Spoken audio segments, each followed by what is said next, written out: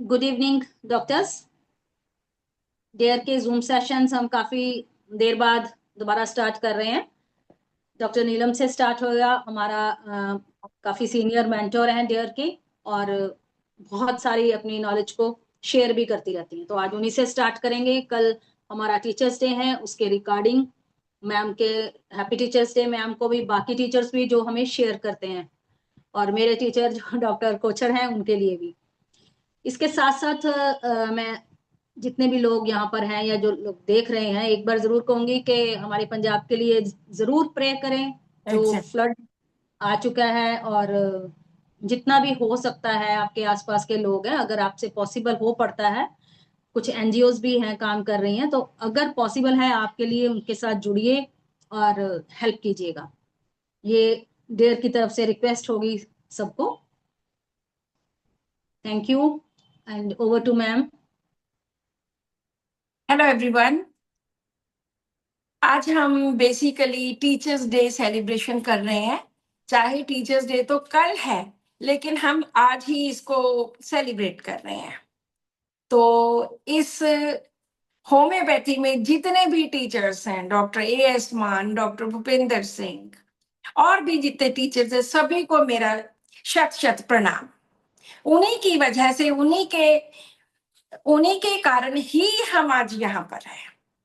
सबसे बड़े टीचर तो हमारे डॉक्टर हैनी मैन है, उनको भी शत शत प्रणाम। Doctor Sehgal, doctor ML Sehgal, doctor दोनों उनके sons doctor Sanjay Sehgal, doctor Yogesh Sehgal, जिन्होंने बहुत ज्यादा योगदान दिया होम्योपैथी को आगे बढ़ाने के लिए।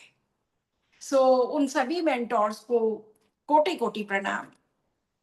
जो टीचर्स डे है ये 5 सितंबर को हर साल मनाया जाता है।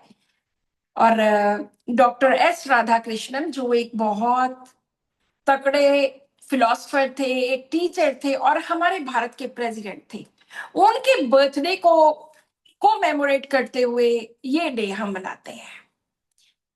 तो टीचर्स डे पे कुछ ना कुछ करके, कुछ आपको कोई लेक्चर दे के, कोई आपकी नॉलेज एनहेंस करके, तो इस तरह से हम ये डे सेलिब्रेट करेंगे। डेयर हमेशा ऐसा कुछ ना कुछ करता रहता है। वेमेन डे होता है तो भी, बच्चों का दिन होता है तो भी, और भी जितने भी बीच बीच में दिन आते हैं, तो डेयर हमेशा ये सब कुछ, कोई ना कोई लेक्चर, कोई ना कोई एक्टिविटी करता रहता है। So a big hand for dare. दूसरी बात जो प्रोमिला ने अभी बोली कि हमारा पंजाब बहुत ज्यादा एक त्रासदी में से गुजर रहा है, बहुत ज्यादा। शायद जो लोग बाहर बैठे हैं वो अंदाजा नहीं लगा सकते कि कितना ज्यादा फ्लड अफेक्टेड हुआ है। 15 जिले तो बहुत ज्यादा अफेक्टेड हुए हैं।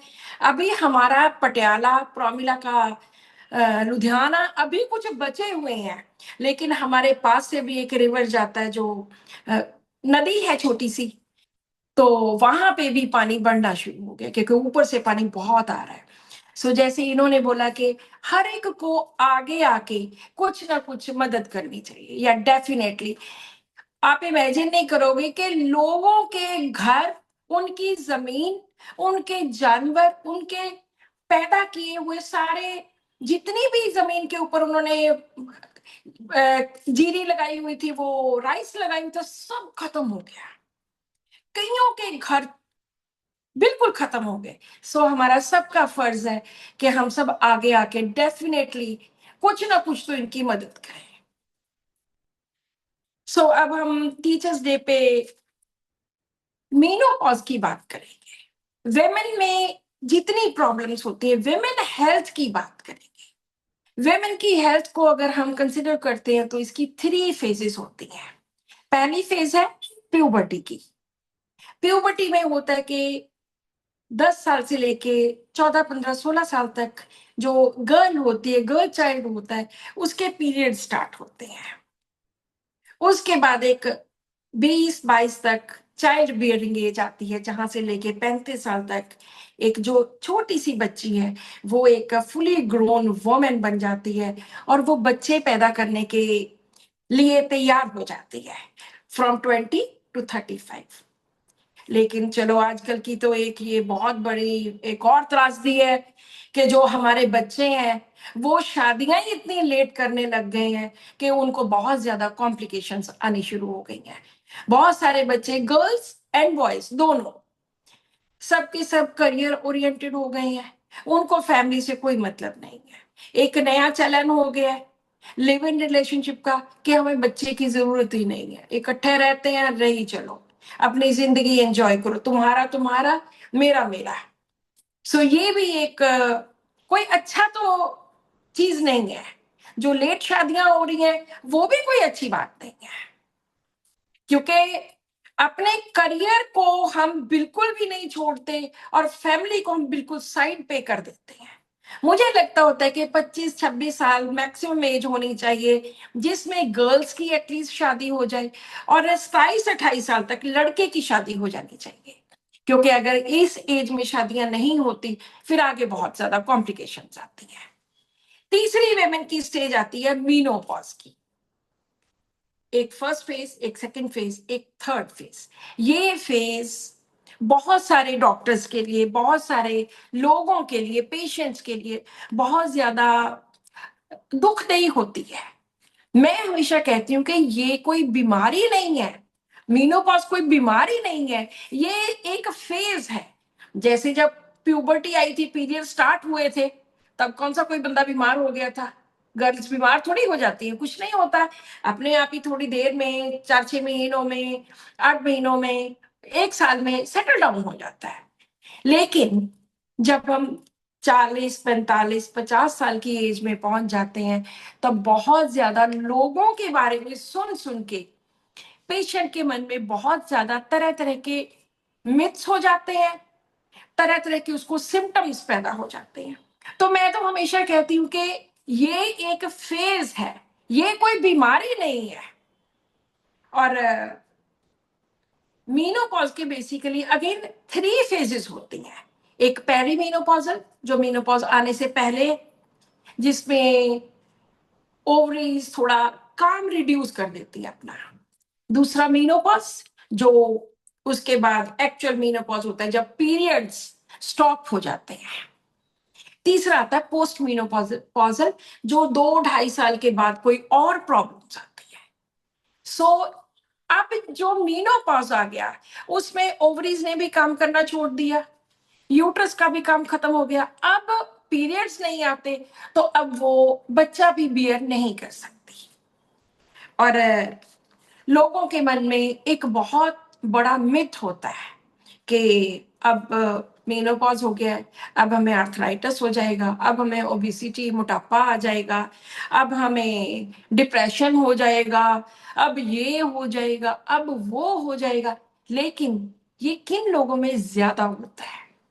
ये उन लोगों में ज्यादा होता है जो जैसे टीचर्स हैं, इकट्ठी स्कूल में टीच करती हैं, 10-15 टीचर्स हैं, मान लो उनमें से 2 टीचर्स को कोई प्रॉब्लम होगी तो वो अपनी प्रॉब्लम शेयर करती हैं और उससे दूसरों को भी लग जाता है पता कि ओहो अच्छा, तुम्हारे साथ ऐसा हुआ, मेरे साथ भी ऐसा होगा। नहीं, ऐसा कुछ नहीं है।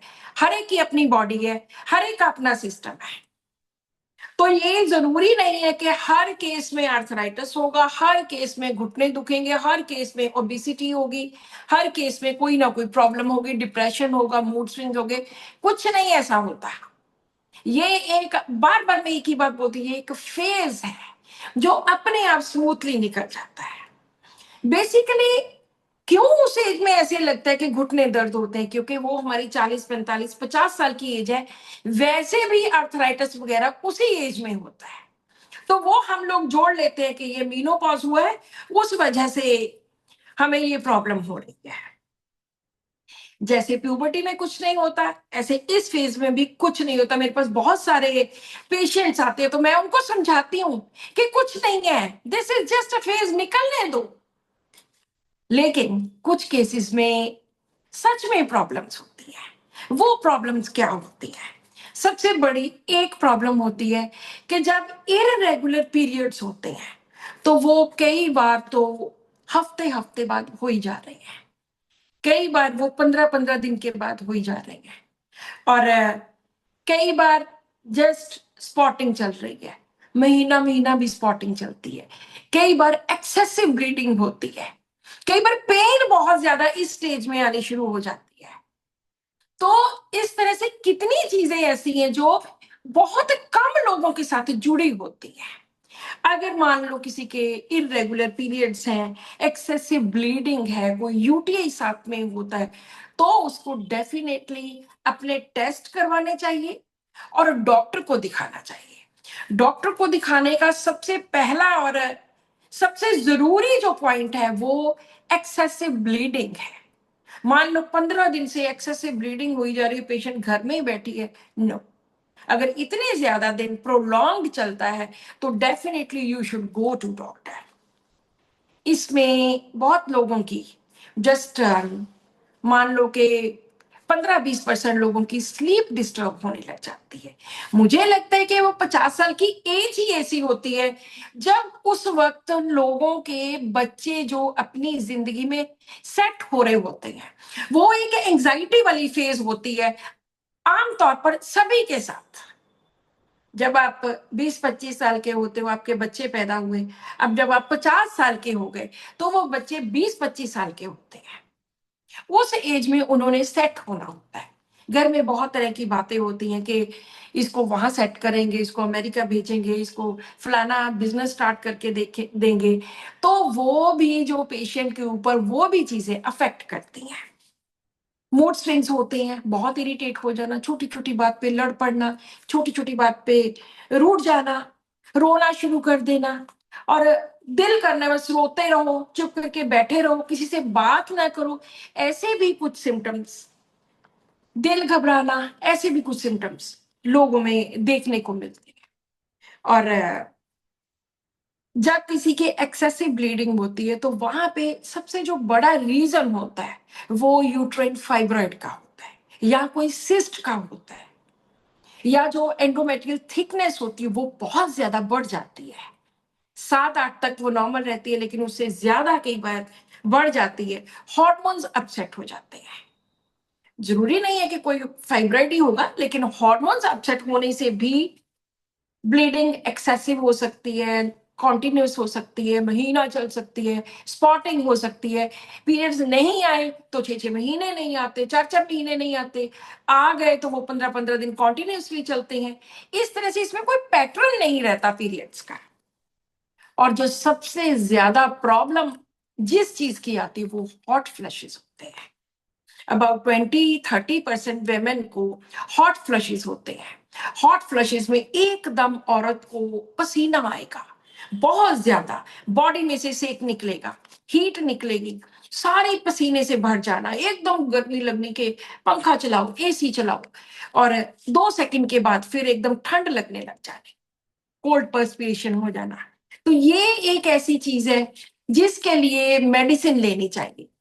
अगर तो हॉट फ्लशेस मान लो महीने में एक आधी बार हुआ तो कोई बात नहीं, 15 दिन में भी एक बार हुआ, 2 बार हुआ तो कोई बात नहीं। लेकिन अगर डेली 10-10, 20-20 बार ये कंडीशन आती है कि एकदम सडनली हॉट फ्लशेस हुए, सडनली पसीना आया बहुत ज्यादा, बिल्कुल हीट से भीग गए, कपड़े भीग गए पसीने से, तो वहां पे अगर दिन में 15 बार 20 बार होता है तो वहां पे डेफिनेटली होम्योपैथी की दवाई लेने की जरूरत है। इसके साथ साथ बहुत सारे टिप्स हैं जो हम यूज करके इन चीजों से थोड़ा हम फ्री रह सकते हैं। लाइक कूल एनवायरनमेंट में रहिए। अगर मान लो आपको बहुत ज्यादा हॉट फ्लशेस होते हैं तो एसी वगैरह, कूलर वगैरह वो सब अपना ऑन करके रखिए। कॉटन के कपड़े पहनिए और उसके साथ लूज क्लोथ्स होने चाहिए। ये नहीं कि फंसे फंसे, पहले ही गर्मी इतनी ज्यादा है क्योंकि हॉट फ्लशेस हो रहे हैं, तो लूज क्लोथ्स पहनने चाहिए। रूम का टेम्परेचर जो है वो लो होना चाहिए। और अगर कोई स्ट्रेस है, मुझे लगता है कि स्ट्रेस एक ऐसी चीज है जो आपको ठीक होते हुए भी आपको बीमार कर देता है। वो स्ट्रेस घर के साथ रिलेटेड हो सकता है, वो हेल्थ के साथ, आपकी हेल्थ के साथ, आपके जो रिलेटिव्स हैं, घर वाले हैं, फैमिली है, उनकी हेल्थ के साथ रिलेटेड हो सकता है, कोई पैसों के साथ रिलेटेड स्ट्रेस हो सकता है, क्योंकि ये एज ऐसी है, ये 50 इयर्स की एज के आसपास की बात है। तो बहुत तरह के स्ट्रेस होते हैं। कोई बच्चों ने बिजनेस स्टार्ट किया, उसमें फेल हो गए, किसी ने पैसे लिए, वो पैसे मार गया। तो कई तरह के ये स्ट्रेस होते हैं जिनको मुझे लगता है कि हमेशा कम लेवल पे रखना चाहिए। ये नहीं कि बहुत स्ट्रेस हो गया, बस आप तो घबरा ही गए, अब क्या होगा, कुछ नहीं हो सकता। नो, कूल रहिए और स्ट्रेस को कम कीजिए। उसके लिए आप मेडिटेशन कर सकते हैं, आप प्रेयर कर सकते हैं, रिलीजियस कोई पाठ कर सकते हैं। उसके लिए आप म्यूजिक सुनिए ताकि आपका ध्यान किसी और तरफ जाए।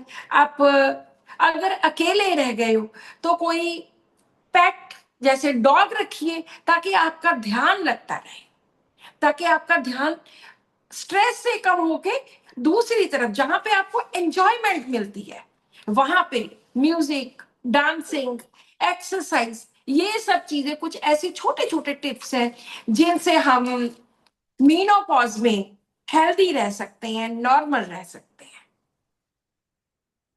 मीनोपॉज में बहुत सारे लोगों को डिप्रेशन हो जाता है।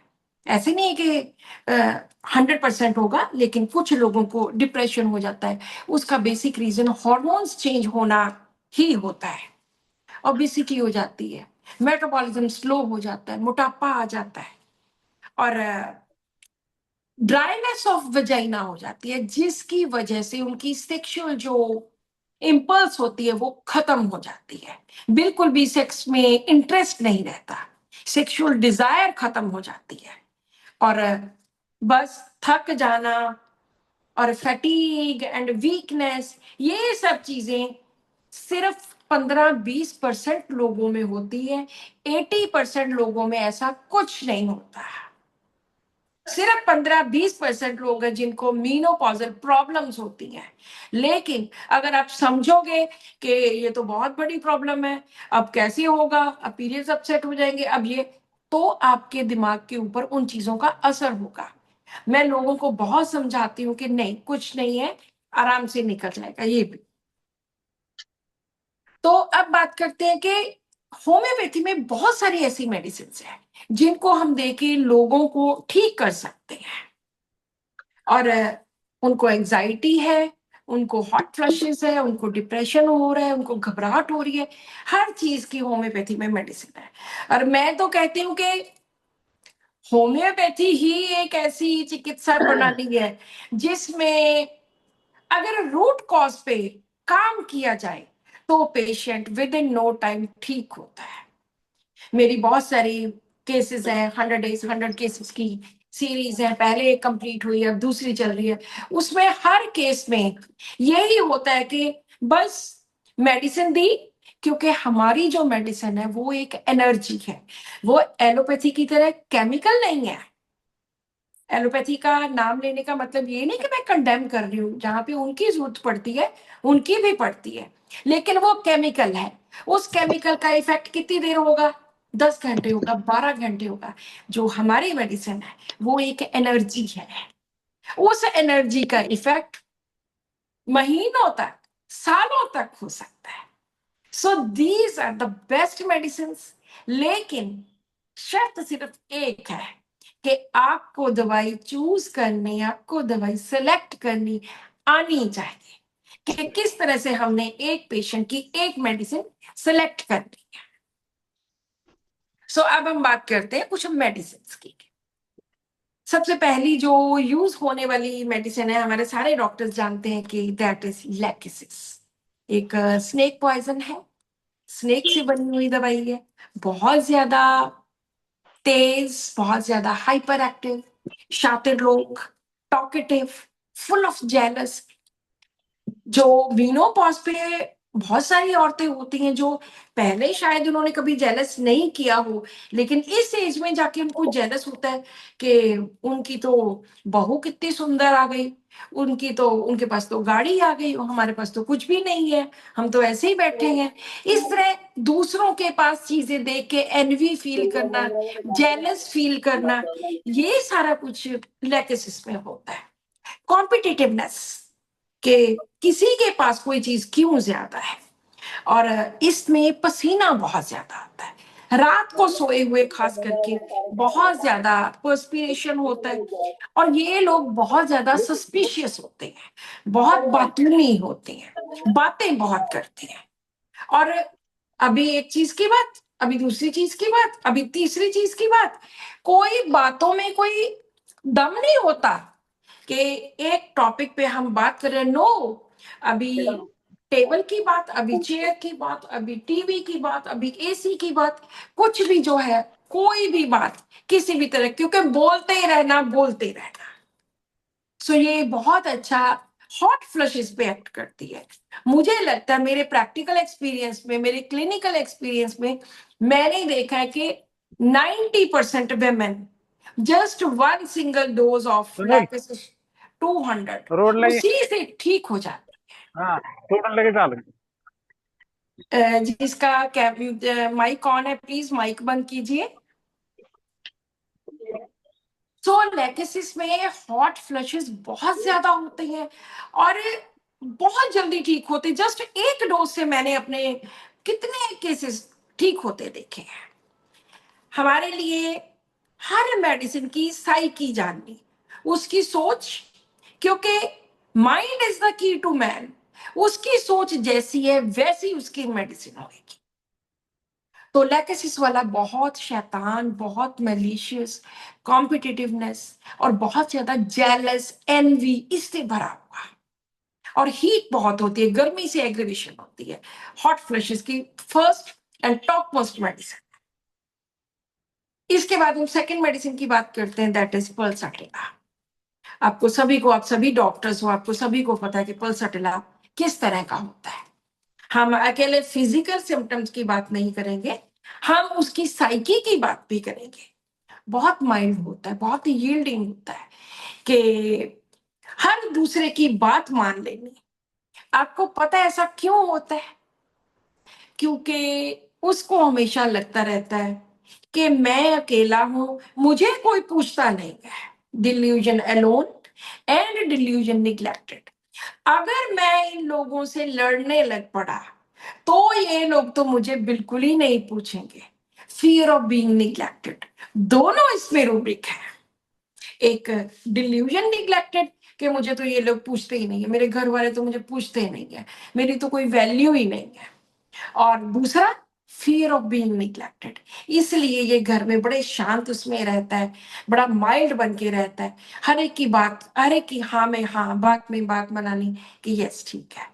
और इसमें दूसरा कैरेक्टर जो होता है वो रोने वाला होता है, बात बात पे रो पड़ना, बात बात पे इसको इतने ज्यादा प्यार की, हग्स की, केयर की बहुत ज्यादा जरूरत होती है, किसेस की, हग्स की, एम्ब्रेस करने की, कि मुझे कोई प्यार करे। कॉन्सोलेशन बहुत ज्यादा जरूरत होती है, और कॉन्सोलेशन से इसको एमिलेशन मिलती है। कोई मान लो आपके सामने भी पेशेंट आया और आपको लग रहा है कि वो पल्सटिल है, आप उससे दो बातें करो, अरे कोई बात नहीं, सबके घरों में ऐसे होता है, इतनी परवाह मत किया करो, सारे पूछते होते हैं, बच्चे ऐसे ही खुद को कई बार लगने लग जाता है, लेकिन ऐसा होता नहीं है। अगर उसको आप कंसोल करोगे तो वो आपके पास इस तरह से आएंगे कि कभी भी दोबारा नहीं जाएंगे। इस तरह से ये पेशेंट्स होते हैं। और इनको जो हीट है इनमें, इनको लगता है कि ये सारा कमरा एक बैलून है, हीट का, गर्मी का बैलून है, और बहुत ज्यादा गर्मी महसूस होनी। इनका दिल करता है कि भाग के बस बाहर ओपन एयर में चले जाए, खुली हवा में चले जाए, और वहां जाके इनको आराम मिलता है। And alone, neglected, mild, yielding, consolation, ये 5 चीजें इनकी कभी नहीं भूलनी। हमेशा कुछ भी हो, ये 5 चीजें तो इनमें मिलती ही मिलती है। और हॉट फ्लशेस होने की वजह से ये, इसको बाहर घूमना, खुली हवा में जाके घूमना फिरना बहुत अच्छा लगता है। तीसरी हमारी मेडिसिन आती है पुअर वाली, सीपिया की, जो बहुत मिजरेबल। सारी उम्र बेचारी काम करती रही और आज उसकी हालत बहुत ही ज्यादा मिजरेबल है। मिजरेबल रूब्रिक में 2 रूब्रिक्स है, despair about her miserable condition and suicidal from miserable condition. दोनों में सिंगुलर सीपिया है। उसको लगता है कि क्या यार मेरी क्या हालत है, बुरी हालत है, शी इज पुअर।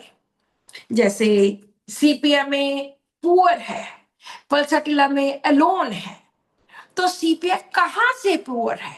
क्या वो मनी के पैसों के लिए उसको लगता है कि पुअर हूं? नो, उसको सभी तरफ से लगता है। फिजिकली शरीर साथ नहीं देता, मेंटली दिमाग साथ नहीं देता, इमोशनली घर वाले कोई साथ में जुड़े नहीं हुए, एंड फाइनेंशियली वो भी पुअर है। हर तरफ से उसको लगता है कि मैं तो बस बिल्कुल मरी ही पड़ी। और अब वो इस स्टेज में है कि उसका बिल्कुल भी काम करने को मन नहीं करता। She is totally indifferent to husband. कोई सेक्स में इंटरेस्ट नहीं है, बिल्कुल भी नहीं है उसको। तो बल्कि अगर उसके हस्बैंड उसके पास आते हैं तो उसको लगता है कि ये तो बंदा मेरा रोज रेप करता है। इस तरह की फीलिंग उसके मन में आनी शुरू हो जाती है। और बहुत वीपी, रोते रहना, सैडनेस, मिजरेबल, और हमेशा इसमें बियरिंग डाउन मिलेगी। इसको लगता है कि बॉडी जो पर वजाइना कुछ ना कुछ बाहर निकल रहा है।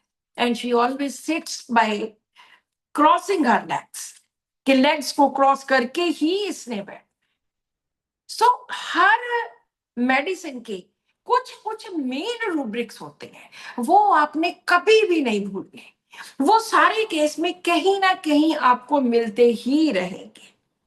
सो पुअर के साथ साथ indifferent, bearing down, no sexual desire, ये सब कुछ सीपिया में मिलता है। इसके साथ अब तीसरी एक और मेडिसिन है, दैट इज बेम्बूजा। वो भी हम मीनोपॉज में लेते हैं। वो किस कंडीशन में आता है? उसमें 3 कैरेक्टर्स हैं। पहला, डिल्यूजन अलोन शीट्स। दूसरा, डिल्यूजन पुअर शीट्स। तीसरा, डिल्यूजन डिसीव्ड शीट्स। उसको लगता है कि मैं तो सारी उम्र काम करते करते अकेली रह गई, मेरे पास तो कुछ रहा ही नहीं, आई एम पुअर, और मेरे पास जो भी था सब इन लोगों ने छीन लिया, मेरे साथ धोखा हुआ है। और आज की कंडीशन कैसी है? Handle things can not any more. कि आज वो कुछ भी, कोई भी चीज जिंदगी में बिल्कुल भी अब वो चीजें हैंडल नहीं कर सकती। जैसे पहले वो सारा घर का काम करती थी, बच्चों की केयर करती थी, लेकिन आज की उसकी भी ऐसी हालत हो गई, वो पुअर है, वो अलोन है, वो डिसीव्ड है। आज उसकी हालत ऐसी होगी, she can not handle things any more. अब मेरे से काम नहीं होता, तो चाहिए क्या? She need support, she want to change her life. अपनी जिंदगी को अब वो बदलना चाहती है, एंड शी वॉन्ट्स सपोर्ट। उसको सपोर्ट की जरूरत है। तो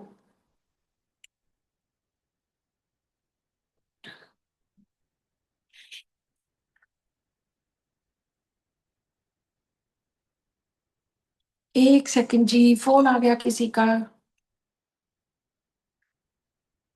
तो हम बात कर रहे थे बेम्बूजा की। अब उसको, she want a change in her life and she need support. पहले तो सपोर्ट में सिर्फ एक ही मेडिसिन थी, दैट वाज बेम्बूजा, कि मुझे सपोर्ट चाहिए। बेम्बूजा किससे बनी है? बेम्बू से बनी है। वो जो लंबे लंबे बांस होते हैं, वो कभी हवा के साथ इधर को झूलते हैं, उनको सपोर्ट चाहिए होती है, और वो सपोर्ट देते हैं। दोनों चीजें हैं। तो ये अपनी जिंदगी में अब चेंज चाहती है कि मुझे, मेरे से ये सब कुछ, पीरियड्स भी बंद हो गए, सब कुछ हो गया, अब मुझे आई नीड सपोर्ट। चाहे वो मेरा बेटा हो, चाहे मेरा फैमिली मेंबर हो, अब मेरे से कुछ नहीं होता, मुझे आपकी सपोर्ट की जरूरत है। इसके साथ एक और मेडिसिन हम यूज करते हैं जिसमें स्टेबिलिटी चाहिए होती है। हेलो, जो प्लीज माइक बंद कीजिए। तो इसके साथ एक और मेडिसिन है जिसमें स्टेबिलिटी चाहिए होती है, वो भी इस स्टेज में आती है, इस मीनोपॉज की स्टेज में, जिसमें रिश्ते टूटते हैं। हमारी होम्योपैथी में तो सारा कुछ रिश्तों के ऊपर है, जिसमें एक ही झटके में रिश्ते टूटते हैं और उसको स्टेबिलिटी की जरूरत है। किसी को पता है कौन सी मेडिसिन है? एनीवन? लिख के चैट में लिख के भेजो, कौन सी मेडिसिन है? Symphytum ma'am. सिम्फाइटम, यस, ये सिम्फाइटम, यस आदित्य। सिम्फाइटम एक ऐसी मेडिसिन है जब हम इसको फ्रैक्चर में देते हैं। फ्रैक्चर वाले केसेस में फ्रैक्चर कैसे होता है? एक झटका लगा, हड्डी टूट गई। ये नहीं कि स्लोली स्लोली कोल्ड वॉर घर में चल रही है, नो, एक झटका लगा और रिश्ते तहस नहस हो गए। और अब उसको क्या चाहिए? जो हड्डी टूटी है उसको बिल्कुल स्टेबिलिटी चाहिए। वो सीधा बिल्कुल उसको उसके ऊपर प्लास्टर कर देते ताकि ये हिले ना। तो ये जो पेशेंट होती है सिम्फाइटम की, उसके रिश्ते इस तरह से टूटते हैं कि एक छोटी सी बात हुई, सारे रिश्ते खत्म होते हैं। और वो भी आज मीनोपॉज की स्टेज में है और उसको लगता है कि मुझे आज स्टेबिलिटी चाहिए। सारे, मेरा बेटा है वो लड़के चला गया, मेरी बेटी है वो लड़के चली गई, मैं क्या करूं, मैं किधर जाऊं? सो आई नीड स्टेबिलिटी। वहां पर भी हम मीनोपॉज में सिम्फाइटम मैंने यूज की है कुछ पेशेंट्स में। और अगर मेडिसिन की बात करते हैं तो नेक्स्ट मेडिसिन कैलकेरिया कार्प आती है। आप सभी को पता है कैलकेरिया कार्प का, जो अगर हम फिजिकल पे बात करते हैं, फैट, फेयर, फ्लैबी, तो 3F होते हैं कि ये लोग मोटे होते हैं, ओबीस होते हैं और कंप्लेक्शन इनका फेयर होता है एंड थुल थुल करते हैं। फैट, फेयर, फ्लैबी, बहुत सारी औरतें होती हैं जो मीनोपॉज में इस स्टेज पे आती हैं। और इसका मेन कैरेक्टर क्या है कि ये लोग बहुत लेजी होते हैं, ये लोग बहुत स्लो होते हैं। लेकिन लेजी होने का मतलब ये नहीं है कि ये काम नहीं करते, ये धीरे धीरे धीरे धीरे स्लोली स्लोली करते ही रहते हैं कुछ ना कुछ। ये फ्री नहीं बैठ सकते, idle, irritability, idle van. Idle होता है फ्री बैठना, कि वेले बैठ रहे हैं, गपशप मार रहे हैं, नो, ये हमेशा धीरे धीरे कुछ कुछ कुछ कुछ करता ही रहेगा कैलकेरिया का। और स्लोनेस होगी, दो कैलकुलेशंस एक टाइम पे नहीं कर सकता, दो काम एक टाइम पे नहीं कर सकता। इसको हमेशा ये एक टाइम पहले एक काम करेगा धीरे से, फिर दूसरा काम करेगा। इस तरह से ये लोग होते हैं और वेले फ्री बिल्कुल नहीं बैठ सकते। Sadness, idle man, irritability, idle man. अगर फ्री बैठना पड़ जाए तो ये बहुत इरिटेट होते हैं और सैडनेस होती है। इनमें एक बहुत ज्यादा इंपॉर्टेंट कैरेक्टर है इनका कि इनको एंजाइटी बहुत ज्यादा होती है। हॉट फ्लशेस तो होते ही होते हैं बहुत ज्यादा, सारा सिर, नेक ये पर्सपिरेशन से भर जाता है, लेकिन ये एंजाइटी के भरे होते हैं। इनको इतनी एंजाइटी होती है कि कुछ भी ये बाहर हो रहा है, कोई क्रुएलिटी है, कोई ब्रूटैलिटी है, कोई भी हॉरिबल थिंग है, वो देख नहीं सकते, ना सुन सकते हैं, ना देख सकते हैं, ना बियर कर सकते हैं। इस तरह के कैलकेरिया कार्प के लोग होते हैं। मान लो किसी को हॉस्पिटल जाने, देखने जाना है, ये वहां भी नहीं जाएंगे, इतने ज्यादा ये डरते हैं, इनको इन्फेक्शन का डर होता है और ये बहुत ज्यादा इंक्विजिटिव होते हैं, नेट पे बड़ी सर्च करते हैं और अगर कहीं इनको कुछ दिख गया फिर तो ये बहुत ज्यादा डर जाते हैं। और anticipatory fears, horrible things affect her profoundly. मान लो कोई एक्सीडेंट देख लिया, ओहो, 10-10 दिन इनके दिमाग से ही नहीं निकलता। इस तरह का इनका कैलकेरिया कार्प का हिसाब होता है। और उसके बाद जो मेडिसिन आती है दैट इज ग्रेफाइट्स। ग्रेफाइट्स भी ऐसी, ग्रेफाइट्स वाले भी ओबीस होते हैं, मोटे लोग होते हैं, और इनको ये बहुत स्लो होते हैं। आइडल वाला इसमें कोई फैक्टर नहीं है, आइडल वाला कैलकेरिया का वो भी मोटे हैं, लेकिन वो फ्री नहीं बैठ सकते। ये तो इतना मोटा है कि ये काम ही नहीं करता, इतना स्लो, इतना ओबीस, और चिली बहुत होते हैं, इनको ठंड बहुत ज्यादा लगती है ग्रेफाइट्स को। ये भी मीनोपॉज की एक स्टेज में दी जाने वाली मेडिसिन है। इनको ये हमेशा कॉन्स्टिपेटेड ही रहते हैं, इनको स्किन की प्रॉब्लम्स बहुत ज्यादा होती है, सारी उम्र स्किन की प्रॉब्लम्स चलती ही रहती है। और पीरियड्स अक्सर, जब पीरियड्स आते थे, अब तो मीनोपॉज में आ गए, तब इनके पीरियड्स बहुत ज्यादा डिले रहते हैं। सो इस तरह से ये ग्रेफाइट्स वाले स्लोनेस, ओबीस, मोटे, बैठे रहना, कुछ नहीं करना, इस तरह के लोग होते हैं। इनकी एक और मेडिसिन है सबाइना। सबाइना भी मीनोपॉज में देने वाली एक मेडिसिन है। इसमें क्या होता है, इसमें जो पीरियड्स का डिस्चार्ज होता है, जो रेड ब्लड होता है, वो बहुत वाटरी हो जाता है। बहुत बार लोग आके बोलते हैं कि वो proper watery discharge, proper blood नहीं होता, वो वाटरी ब्लड होता है। इस तरह के, इसमें बहुत ज्यादा मार्क्ड है सबाइना में कि जो ब्लीडिंग है वो वाटरी होती है, और इनमें पेन बहुत ज्यादा होती है, और ये म्यूजिक बिल्कुल भी बर्दाश्त नहीं कर सकते। एंड हिस्ट्री ऑफ एबॉर्शंस, इनके थर्ड मंथ में, सेकंड मंथ में बहुत ज्यादा हिस्ट्री होती है एबॉर्शंस की, कि इनकी अक्सर होती ही रहती है। एंड ओवरीज में सिस्ट वगैरह के लिए, और जो पेन होती है बहुत ज्यादा थाइज में पेन होती है, pelvic pain as well as pain in thighs. So इस तरह से हम अपने पेशेंट्स को दवाई दे सकते हैं। लीनियम टिक भी ऐसी मेडिसिन है जिसमें जिसको हम मीनोपॉज में देते हैं, उसमें हरी बहुत ज्यादा होती है, विदाउट एम, बिना कारण के बहुत ज्यादा जल्दी होती है, उसमें बेरिंग डाउन भी होता है।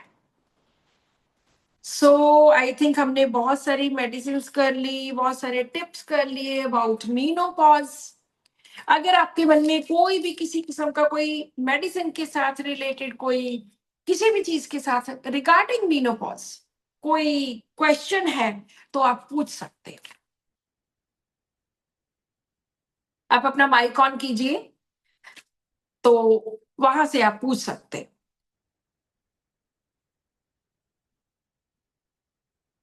मैडम, मैं डॉक्टर श्रीकांत मैम। जी मैं फाइब्रॉइड के केसेस में पोटेंसी और डोजेज कुछ बता सकते हैं, किस प्रकार जी से बिल्कुल, जी बिल्कुल।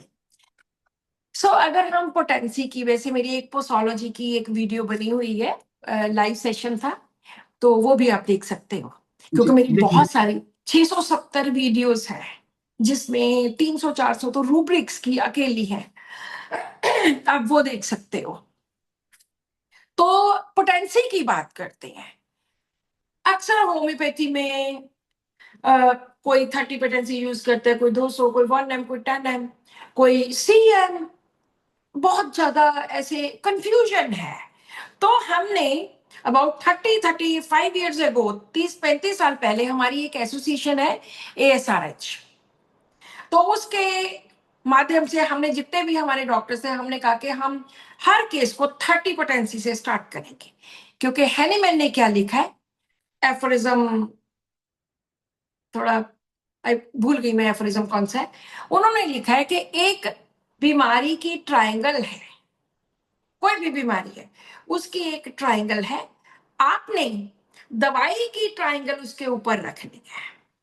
वो इस तरह से ट्रायंगल होनी चाहिए कि उसको पूरा कवर कर दे। वो कवर, आपने मिनिमम डोज देनी है।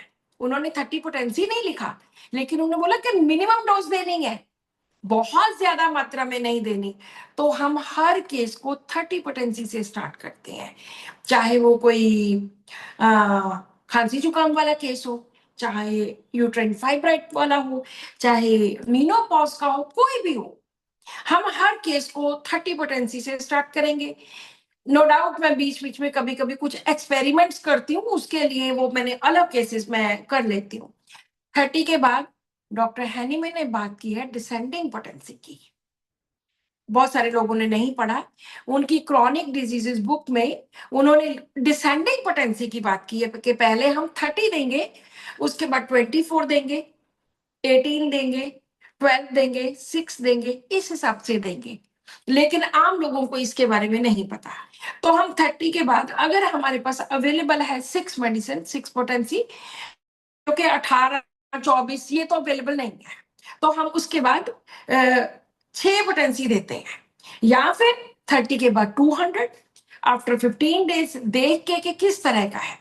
उसके बाद 1 ml, और 1 ml मैं जो करती हूँ, डॉक्टर मान तो 1 ml एक बार दे दी तो वो कभी रिपीट ही नहीं करते, लेकिन मैं डॉक्टर जेन शॉल्टन को फॉलो करते हुए हर महीने में 1 डोज 1 ml पोटेंसी की देती हूँ, बाकी तो सब वही चलता है।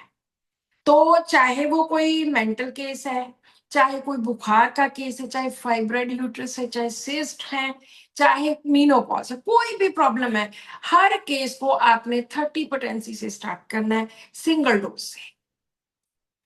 आज आज ही की बात है कि मुझे किसी ने कांटेक्ट किया ऑनलाइन कंसल्टेशन के लिए, तो उन्होंने मुझे अपनी स्लिप भेजी कि मैं ऑलरेडी मेडिसिन से ले रहा हूं। मैं उस डॉक्टर का नाम लूंगी, ना मैं उस जगह का नाम लूंगी, बस बिहार में एक डॉक्टर है, और आप इमेजिन करोगे उन्होंने कितनी दवाइयां दी, 12 दवाइयां लिख के दी हुई हैं। ब्राइनिया 1 ml वंस, सीपिया 1 ml वंस, ये आगे 10 दवाइयां, 30 टीडीएस, 30 टीडीएस। अरे what is this? Is this homeopathy? Homeopathy को होम्योपैथी रहने दो, इंग्लिश मेडिसिन मत बनाओ। हमें बिल्कुल मिनिमम दवाई की जरूरत है, क्योंकि बार बार मैं एक ही बात कहती हूँ कि हम बंदे के अंदर केमिकल्स नहीं डाल रहे, हम उसके अंदर एनर्जी डालते हैं। कितनी बार देखते हैं कि एक सिंगल डोज से पेशेंट्स 100% ठीक हो जाते हैं। ये मीनोपॉज के केसेस में लैकेसिस, अकेली लैकेसिस 3200 से 80% लोग ठीक होते हैं, अगर वो सिम्टम्स मैच करते हैं 80% लोग ठीक होते हैं, और हम 15-15 दवाइयां दे रहे हैं। दूसरी बात, आजकल हमारी फार्मेसीज जो रैक बैक के कॉम्बिनेशन है, एक एक कॉम्बिनेशन में 10-10 दवाइयां हैं। हम तो हमेशा कंडेम करते हैं कि इन कॉम्बिनेशंस की जरूरत नहीं है, बैक्सन्स के हैं, रैक बैक के हैं, और कितनी एसबीएल के हैं, पता नहीं क्या करते, कोई प्रूविंग नहीं हुई होती इनकी। बस उन्होंने देखा कि ये 4 मेडिसिन हैं, मान लो किसी को फाइब्राइड हो गया, सीपिया, पल्स, कैलकेरिया कार्ब, और साथ में 2-3 और, चलो बना दो कॉम्बिनेशन। दिस इज रॉन्ग, ऐसा मत कीजिए। आप भी अगर प्रैक्टिस करते हैं, अगर आपने अपनी जिंदगी में सफल होना है, तो एक फॉर्मूला यूज कर लो कि आपने सिंगल मेडिसिन ही यूज करनी है। मान लो आपको लगता है कि नहीं, सिंगल मेडिसिन से काम नहीं बनेगा, आप 2 यूज कर, लेकिन 20-20 नहीं। और हम तो यूज ही सिंगल डोज करते हैं, बार बार देते भी नहीं है। ये नहीं कि दिन में 3-3 बार लो, वो तो बंदे ने 10 दवाइयां, मैंने डॉक्टर मान को भेजी वो स्लिप, मैंने कहा देखिए डॉक्टर साहब ये क्या है, हम तो हर वक्त 1 मेडिसिन, सिंगल मेडिसिन की बात करते रहते हैं। सो प्लीज जितने भी डॉक्टर्स मेरी ये बात सुन रहे हैं, सभी को रिक्वेस्ट है कि आप सिंगल मेडिसिन पे आइए, आप रिजल्ट देखिए, सिंगल मेडिसिन पे आके रिजल्ट देखिए, फिर आप भूल जाओगे कि वो क्या कॉम्बिनेशन यूज करते थे। सो आई थिंक आपको आपने जो क्वेश्चन पूछा था उसका जवाब मिल गया कि हम 30 से स्टार्ट करते हैं हर केस को, फिर 200, फिर 1 ml, फिर 10 ml, और 1 डोज ही देते हैं, उससे ज्यादा नहीं देते हैं। एनी अदर जी क्वेश्चन? जी हाँ मैम, जी, धन्यवाद मैम, धन्यवाद मैम। जी जी जी जी जी। और किसी के मन में कोई किसी किस्म का कोई डाउट? मेरी तो नमस्कार बहुत डॉक्टर। मेरी तो बहुत सारी वीडियोस है, 670 वीडियोस है। अभी आजकल 100 डेज 100 केसेस सीरीज सेकंड चल रही है, जिसमें रोज मैं एक आधा दिन छोड़ के केसेस डालती हूँ। और मुझे तो पहले खुद को भी नहीं पता था कि मेरे केसेस एक एक दो दो रोज से ठीक हुए हैं। ये तो जब मैं डालती हूँ तो मुझे पता चलता है, वाह। और 100 डेज 100 मेडिसिन की सीरीज भी चल रही है, जिसमें मैं एक मेडिसिन को एक्सप्लेन करती हूँ on the basis of mind. तो आप वो भी उसके नोट्स बनाइए, वो आप सुनिए। फ्री में है सारा मैटर, तो आप फ्री में उसको देख सकते हो, सुन सकते हो, नोट्स बना सकते हो। बहुत सारे डॉक्टर्स मुझे लिख लिख के भेजते हैं कि मैम ये देखो, मैंने आपकी सारी 100 केसेस के नोट्स बनाए हैं। सो इस तरह से हम होम्योपैथी को बढ़ा सकते हैं, हम अच्छी तरह से लर्न कर सकते हैं, हम रूल्स को, प्रिंसिपल्स को फॉलो कर सकते हैं। जी, अभी कोई डॉक्टर पूछने लगे नमस्कार थे मैम। कुछ? जी नमस्कार नमस्कार। मैम। जी नमस्कार। मैम मेरी एक पेशेंट है, 52 ईयर्स ओल्ड है। उसको 2 साल बाद अभी मेंसेस स्टार्ट हुए। मेंसेस विद इन 3-4 डेज में कवर हो गए, लेकिन उसका अल्ट्रासाउंड में ना मायोमीट्रियम जो ना इंट्राम्यूरल फाइब्रोइड आ रहा है और सब कितनी चीजें। एज है? कितनी एज है? 52। 52। ओके, हाँ क्या जी। हो क्या रहा है? बल्कि यूट्रस है। 2 साल बाद हुए उसको मेंसेस हुए हैं। और हम्म। वैसे थायराइड था उसका, हाइपोथायराइडिज्म।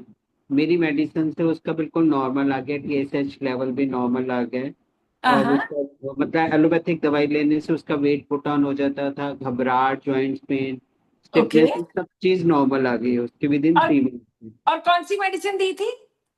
मैंने उसको एक्चुअली नैट्रोम्यूट दी थी।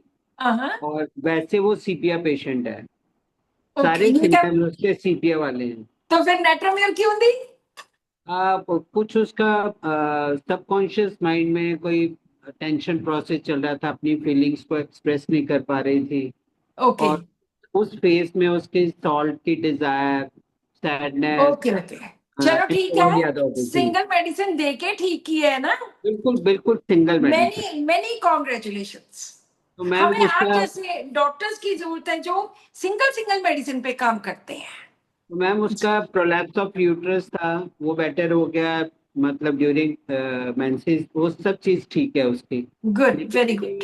अभी 2 ईयर्स के बाद हुआ है उसको। माइल्ड हम्म। हुआ है, बहुत ज्यादा नहीं। लेकिन उसकी रिपोर्ट में मतलब मायोमीटर में एक तो इंट्राम्यूरल फाइब्रॉइड आ रहे हैं और हम्म। सब सीरियल फाइब्रॉइड आ रहे हैं और बल्कि यूट्रस है।